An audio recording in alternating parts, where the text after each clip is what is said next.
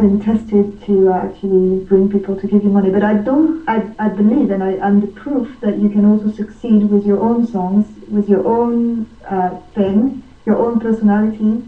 And I was doing maybe 3, 4 covers per show, but not more than that. So on an hour and 15 minutes of show, I was doing maybe 15 minutes of covers, and the rest was my own material. So I managed to make money out of this. So basically, you get the crowd interested by singing songs that they are familiar with, and then you slowly introduce your own stuff, and by then they're familiar with your voice, so they don't really mind too much. No, I actually didn't start with Okay, songs. I started with my own songs. Right, okay. My loop pedal is such an intriguing instrument that people are not very used to, and that my voice is maybe also a little bit special. The people actually stare. They want to know what's in there, how does it work, and even though they don't know the material, they want to see how the layers are being built up. And I actually saw that many times people would look up until the moment I built the song, and then I start singing the lyrics, and then people would go because there's nothing more interesting, if you want. Then it's just the song. But people would stay stuck onto the how it works because they wanted to really see how it works. But yeah, I mean, the people who stayed really for the song, those were the ones who wanted to leave some money behind afterwards, or just tell me how much I mean, for me it was as much a question of money or as a question of saying, okay, if I don't make money, then I'm a lousy artist and I will never make it. But actually, and it was after years of not seeing any money coming at me, because I mean, I've done the first album that didn't work so well or as well as I thought. Yeah. And then after that, I was still playing these venues where I wasn't paid anything, and I just wanted to prove myself that I could make money with my music. For me, that's why I went. That's the real reason why I went to Australia. I just wanted to say to myself, you can still make it as an artist. And that was my real inner challenge. Okay, so you took massive action basically. You just took it to where you didn't know where it was going to go, and how do you feel coming out the other side? How do you feel now that I've came back? Yeah. Well, I can tell you that it was really how do you say that? Really tiring for the body to live outside, because it was really stressful for me, because again I had to pay for my camera operator, so I had this double sword on top of my head to make it at the end of the day. So I learned the tricks very, very quickly because I had no choice. I had to make money. And so it was really an incredible adventure. I mean, humanly, the people I met, the people who opened the doors for us without knowing us, they cooked for us. Some people gave us a ride, not even hosting us, but just because they saw my profile, they wanted to help. It gave me so much confidence into the human genre. And I didn't have this confidence anymore because I see so much violence around. Yeah. I couldn't believe that people were so helpful, so generous. Okay. Not only with money, but just helping in any way, or just giving a smile, or just making you feel that you give them something too when you perform. Because I mean, how each day, how long did you stay out for? Well, in the beginning, it was really a question of surviving. So I stayed as long as I could, and my voice could only take 4 hours singing. Yeah. The thing is, I didn't know the pitches. I didn't know this country. I had never been to Australia, so I had no idea where to go. I mean, to sing. When you come to the how do you call it, the office, the console, where they give you this busking card, this busking permit. They give you like a map with all the places where you can busk. but these places are already taken by long-time buskers of the city. And so you need to carve a niche for yourself. So that's why I started going at the corner of the streets where there was a lot of passers-by. And but it took us maybe, I say us because my camera operator was always there too, maybe 2-3 days before we finally figured out where exactly we should go to make money. Okay. And what was your question? I can't remember what was the rest of the question. It was to how long did you stay out there for? So yeah, so your whole So I mean, was it a case where, like you said, you didn't even realize how long you were outside for? You just did it because you just knew you had to make this much money. Was it that case? The thing is, at one point, your body is so tired because obviously to save money, we didn't take any tube. We didn't take there's no tube there, any train or any buses or any trams or any whatever there is there. So we just walked all the time, and the city is pretty big. So we were in Glebe, which is in the west side of Sydney, and just to rally the center of the city, that would take maybe 3/4 of an hour. Okay. And when I say the center, it's not even the harbor where the opera is. It's really like Pitt Street, which is the main business area and where all the shops are. The main business shopping center, if you want. Sorry. And so it would take a long time, and actually to go from pitches to pitches and to explore the city at the same time. And then to set up everything, it would take a long time. So even though I would only sing 4 hours because my voice couldn't take more, I would be out there 8 to 10 hours. Wow! So it was like a normal day of working, if you want. Well, technically a normal day, but with overtime. Overtime. Yes, with overtime as well. You can cut as much as you want, that's no problem. No,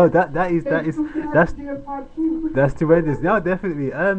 So no, my next thought is was there a point where you thought, I don't want to do this no more, this is too much, I give up?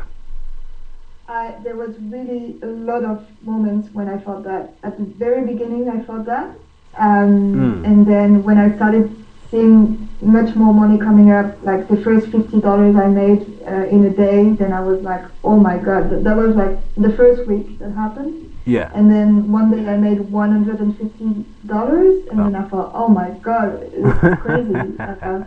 And then it went up to Surfers Paradise, which was at the end of our trip. So just before we went back to Sydney, and then we went to Hobart, where I had a festival. And in there I did the Street Entertainment Championship, and it was really, really windy, and so the cardboard kept going away, everything kept blowing away. Oh gosh. And nobody would stop, nobody would give me anything, and I was like, I'm at the Street Entertainment Championship and nobody is giving me anything. I'm fucking shit. It's not working. It's not, and I felt so bad. I felt like about to cry and about to abandon everything. And then in the afternoon I had another show that was I had another pitch because it was a festival, so it was set times. And then a Japanese guy started to dance on I remember, he was in a white t-shirt. I think, black. I did see it in the video. And he started to dance, and all the crowd was laughing because he was so intense and so into it. And then he gave me his card because he couldn't really speak. I think he had a problem to speak. Oh. And it just cheered me up. And then from that moment, I was back on track. And but I also knew I had this festival that I had booked at the end of my trip. And that is the thing that made me not go back before, because I knew that I would make money in this festival, and I knew that it was a prestigious festival that I wanted to do, absolutely. And it was the occasion to go to Hobart, which is the island in Tasmania, which is the island in the south of Australia. And but honestly, if I didn't have this carrot at the end of the trip, I think I could have yeah, gone before, because it was really, really tough on the body, on stress levels, on everything. I mean, when I went back to Paris, I was like, okay, no more birth you must control have for been a long shattered. time. Yeah, you must have been shattered. I mean, on the scale, I want people to really understand this. Was it the money that kept you going, or was it the response from people that kept you going? It was everything. Yeah. It was also the fact that I decided to survive 2 months, so I had to survive 2 months, whatever happened. And you know, when you have this drive, when you set goals to yourself, it's like I was thinking the other day about the guy who go to Himalaya Yeah, and yeah. want to go to the top. Uh huh. And you, like, I mean, I went to Peru once, and I went up to 4,200 meters. Wow. And your breath, you're so out of breath. I mean, I carried 10 kilos on my back, Whoa. and I had to stop every 3 steps at the end because it was so I couldn't take back my breath. It was hard. It was hard. so difficult. Yeah. So I can't imagine what it is, even with Sherpas, to go up to 8,000 meters when you're out of breath all the time. And you just Such keep, an effort. yeah, you just keep. So basically, your modus operandi is just to keep going. Yeah, you keep growing.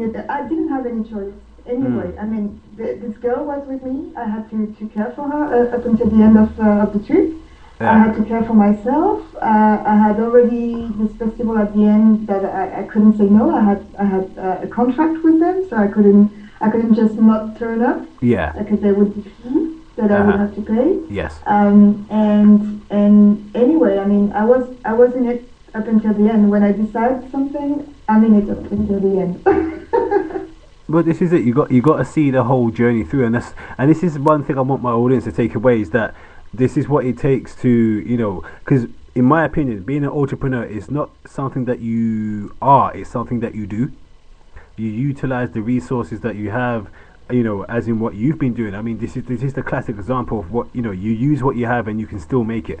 You can still do something, and although you may not initially make profit what you've done, because I mean the way the video was cut in itself, that's good media in my eyes.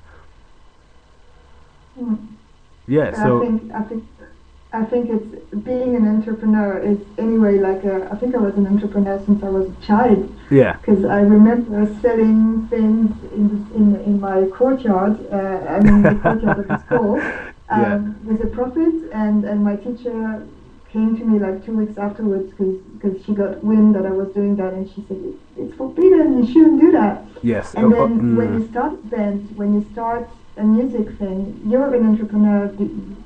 Even if you don't create a company from the very beginning, you are one because you want to bring to people your music, and for that you need to record it, you need to market it, yeah, you need to do shows, and it's an entrepreneurial spirit from the onset. So I mean, even though I didn't create my company up until August 2011, okay,